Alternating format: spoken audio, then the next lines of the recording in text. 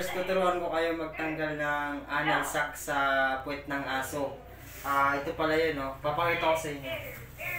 Dito. Tatanggalan natin siya nung dumi sa loob ng puwet ng aso, yung mabaho. Ito, papakita ko sa inyo paano.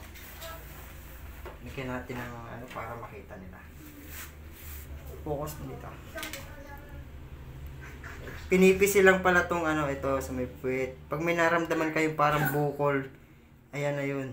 Ito po siya. Isilin nyo lang po, kunti. Yun. Tutok mo sa may puwet. Yan po. Yung puting lumalabas po, yan po yung anal sac. Yung dami. Yan po. Mabaho po yan. Pag hindi po natanggal sa aso, naku, sobrang baho. Yan po, ang dami oh.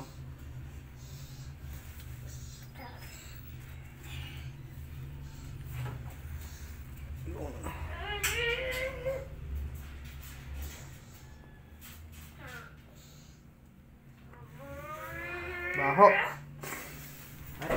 At yun lang po ang tuturo ko sa inyo. Maraming salamat. Thank you. Bye-bye.